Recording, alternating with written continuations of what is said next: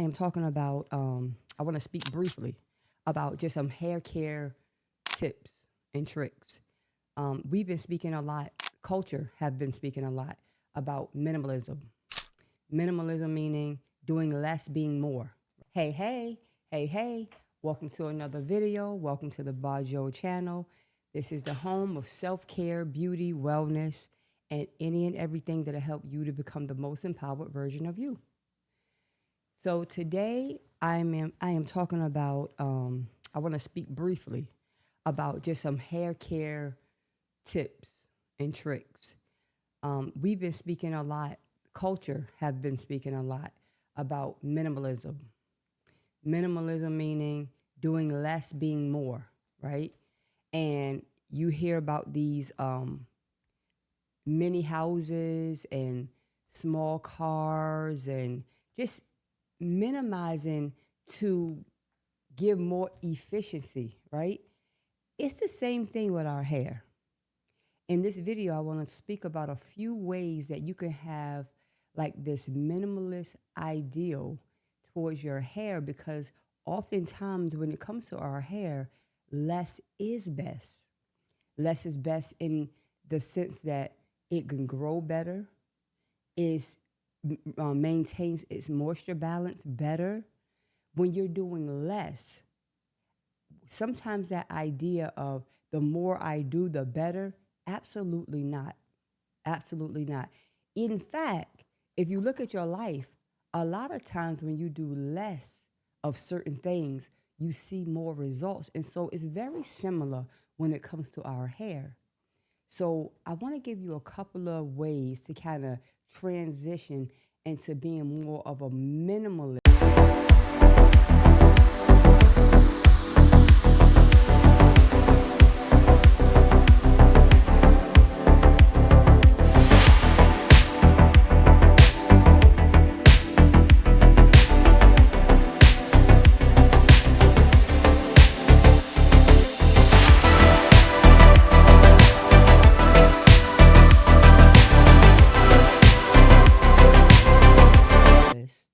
When it comes to your hair care. One of the first things I want to point out to you is let's start reducing our product lineup. You really don't need a lot. You don't need a lot of products. You don't need 5 types of shampoos, 5 types of conditioners, 20 holding sprays, 30 gels, and if you look at your product lineup, it is excessive. Keep in mind that every product you use as well, it's a chemical compound. It's different chemicals that are mixed together and it's applied to your hair. Every chemical that's applied to your hair affects your hair in some way or the other. Most of the time, we don't even know how it's affecting our hair until later, or you see something detrimental that you don't want to see. So reduce your product lineup. Take it down a notch. Stop buying every single thing that you see online because it's being advertised to do this or to do that. Use what you have. Let's see what's going on with what you have and start to reduce that and settle on a smaller lineup. You have a shampoo, you have a conditioner. You might need a dandruff shampoo and a regular conditioner, or you may need one clarifying shampoo to maybe clarify your hair once a month, or depending on how much buildup is in your hair. Like, settle on smaller lineups. It doesn't take that much to maintain your hair and its health. Number 2, stop shampooing your hair all the time. You're shampooing your hair too much, too often. Our hair, depending on the texture, and I think I've had this conversation before on this channel, a lot of times our hair needs to preserve a certain level of natural oils just to even start to even think about having the proper moisture balance and hydration in our hair. I was in London this last week at a hair conference that the Salon International Hair Conference, and they made a very good point. They were speaking about hydration and moisture, right? Hydration is meaning basically that your hair is thirsty, but moisture is essentially saying that your hair is dry. So you have to know the difference and give it what it needs. If your hair is dry, you're giving it hydration products, and if your hair is thirsty, you have to understand. And I was like, I was in the class, and I was like, wow, that is very intriguing, because we always bring these. We use them. We use the terms interchangeably, hydration and moisture, but they are different. And sometimes your hair need one and not the other. Oftentimes, if you need one, you're gonna need both. But sometimes you may just need one. But I say that to say, when you shampoo your hair all the time, you don't even give void of any product that you may choose to moisturize or hydrate your hair. When you shampoo it all the time, you're stripping it of its natural ability to produce its own oil, and it starts you on that moisture balance journey, right? So stop the shampooing all the time. I don't understand why. Only way I see you shampooing your hair more often, is if you have medications that you need to, you're on a certain medication and it may cause scalp issues or heaviness in your hair, or if your hair is your sebaceous glands is overproductive and you have this weight in your hair all the time from your own glands. But the majority of people who have over curly hair and this tighter coil, that is not the problem. Some of us do not. In fact, most of us, our hair is drier. And especially in the winter, the fall and the winter seasons, it dries out, right? Next, the next thing I put on my list is to learn how to stick to a simple routine weekly. Every day, you do not need to be doing so much to your hair. Heat does not need to be applied to your hair every day. Your hair does not need to be manipulated in such a rough and rigorous manner every single day. It's too much.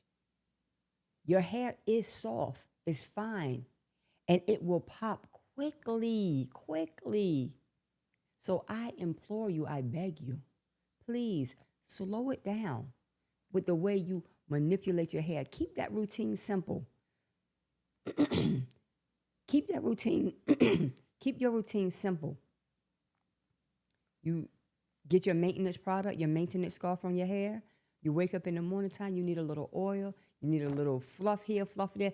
Keep it simple. Sometimes we're doing too much every day. We got this and we twist it and that every day.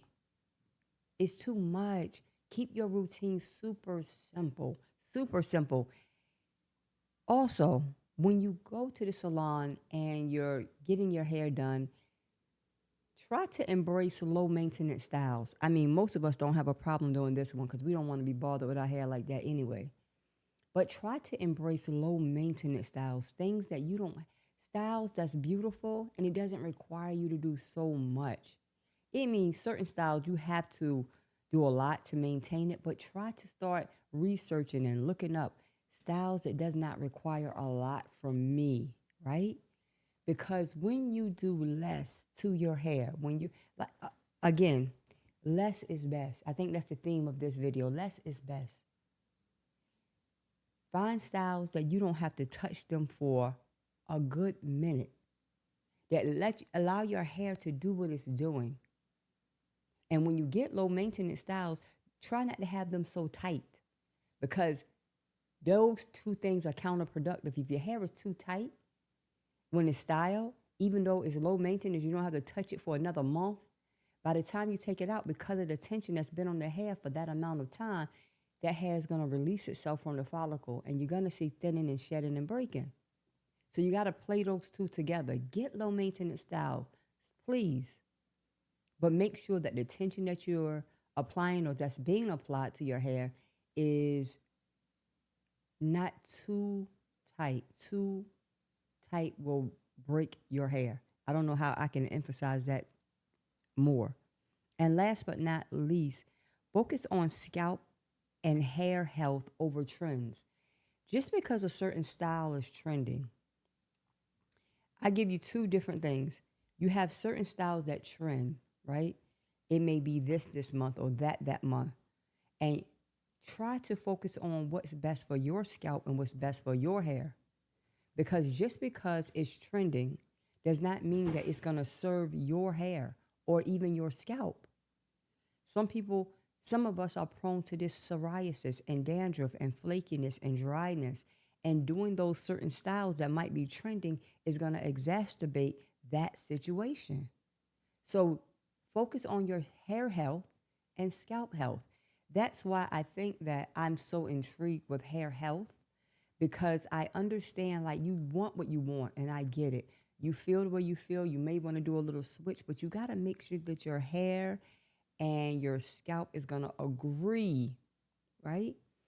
That the hair and the scalp agree with what you're wanting because you can want what you want and then at the end of it the hair is broken, the scalp is inflamed, and you have this hair. So it's like, did you really, was it really worth it? That's the question you want to ask yourself.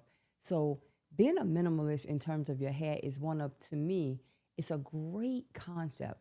A great concept. I could literally do 5 to 10 videos just on being a minimalist with your hair and different things that we can do to actually maintain that minimalist lifestyle in terms of our hair. And I suspect that you will see your hair growing more. You will see it flourishing more. Just leaving your hair alone. I always say that. Just leave it alone. You do too much. Sometimes the issue with your hair, point blank period, is that you're doing too much. And adopting a minimalist approach to your hair oftentimes will serve you in recovering from damage and brokenness. So, yeah, the minimalist hair care techniques are amazing, in my opinion.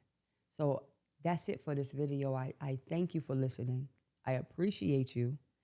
Thank you for tuning in. This is the Bajo channel, home of self-care, beauty, wellness, and any and everything that'll help you to become the most empowered version of you.